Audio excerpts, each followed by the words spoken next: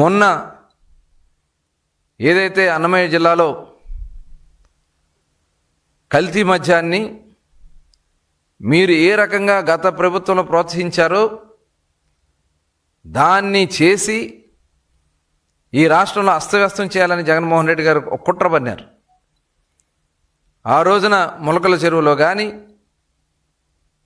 ఇబ్రహీంపట్నంలో కానీ ఆ రోజు జరిగినటువంటి ఆ వాస్తవ విషయాలు కుట్ర అన్నీ కూడా సిట్ బయటకు తీస్తూ ఉంటే దీని వెనక సూత్రధారి మీ జోగి రమేష్ అని అవన్నీ ఇప్పుడు బయటకు వస్తే దాన్నేదో మేము కావాలని చెప్పి క్రియేట్ చేసామని చెప్పి మాట్లాడుతూ ఉన్నారు. సాక్ష్యాలు ఎవరు తారుమారు చేయలేరే. జనార్దన్ రెడ్డి జోగి రమేష్ గారి ఇంటికి వెళ్ళింది వాస్తవం కదా సౌత్ ఆఫ్రికాకి వెళ్ళే ముందు. ఇప్పుడు మా నాయకుడు జయచంద్రారెడ్డి తెలుగుదేశం పార్టీ నాయకుడు అని చెప్పి మీరు చెప్తే అతని మీద ఆరోపణ వచ్చిన వెంటనే మేము అతను సస్పెండ్ చేసాం పార్టీ నుంచి. మీరేం సస్పెండ్ చేశారు చెప్పండి? మీ నాయకులు బయటపడితే మీరు ఎవరినన్నా మీరు సస్పెండ్ చేశారా మీ పార్టీ నుంచి? అంటే మీరు వాళ్ళందరినీ కూడా వెనకేసుకొచ్చి ఈ ప్రభుత్వాన్ని అస్థిరపరచాలని కుట్ర పన్ని ఇదే జగన్మోహన్ రెడ్డి గారు ఏం మాట్లాడారు? ప్రతి 3 బాటిల్స్కి 1 బాటిల్ కల్తీ మద్యం ఉందన్నారు.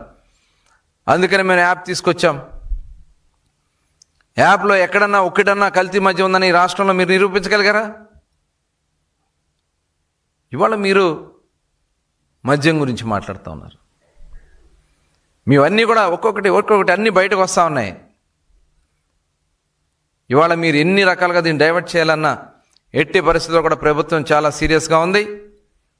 మద్యం గత ప్రభుత్వంలో చేసినటువంటి విధానంలో కానీ మొన్న జరిగినటువంటి కల్తీ మద్యం విషయంలో కానీ సిట్లు విచారణలో చాలా స్ట్రిక్ట్గా వెళ్తాం. బాధ్యులపైన తీవ్రమైనటువంటి చర్యలు తీసుకుంటాం అనేది స్పష్టంగా తెలియజేస్తున్నాం.